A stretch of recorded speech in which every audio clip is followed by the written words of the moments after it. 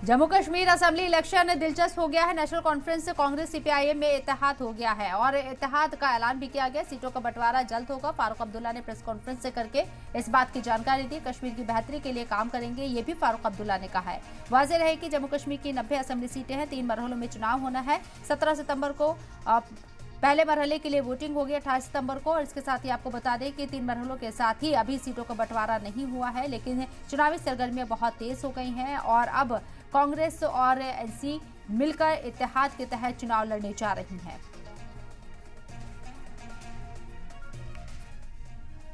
Jammu Kashmir assembly election और दिलचस्प होता हुआ नजर आ रहा है। नेशनल कॉन्फ्रेंस और कांग्रेस ने एक साथ मिलकर चुनाव लड़ने का इशारा किया है। साथ ही साथ ये भी बताया है कि किस तरीके से इस मौके पर कांग्रेस मल्लिकार्जुन खड़गे और उमर अब्दुल्ला भी साथ में मौजूद रहे।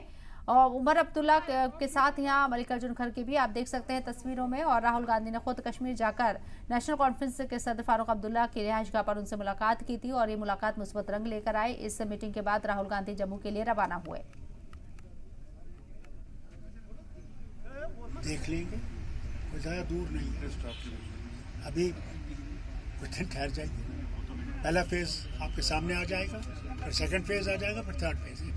फेज वाइज मेरा दिल आज बहुत ही खुश है क्योंकि जिस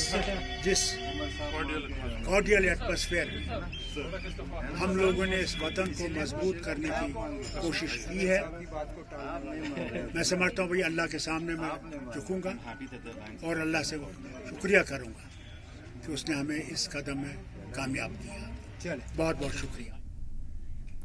वहीं इस मौके पर कांग्रेस सदर मल्लिकार्जुन खड़गे ने भी खिताब किया और पार्टी कारकुनान का हौसला बढ़ाते हुए कहा कि ये इलेक्शन कांग्रेस के लिए जीतना क्यों जरूरी है।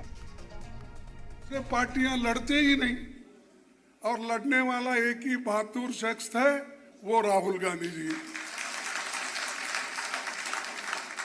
तो इसीलिए डरने वालों का साथ मत दो। जो डरते हैं वो मरते हैं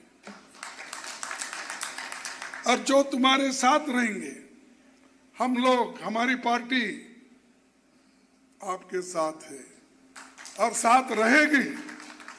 ये नहीं कि सिर्फ हमारे को वोट के लिए आप चाहिए, हमें इस देश को बचाने के लिए आपके वोट चाहिए और आपके यहाँ के कल्चर को बचाने के लिए, यहाँ के लोगों के हकूक को बचाने के लिए और यहाँ के लोगों के स्वाभिमान को बचाने के लिए ये वोट, ये चुनाव की जरूरी है।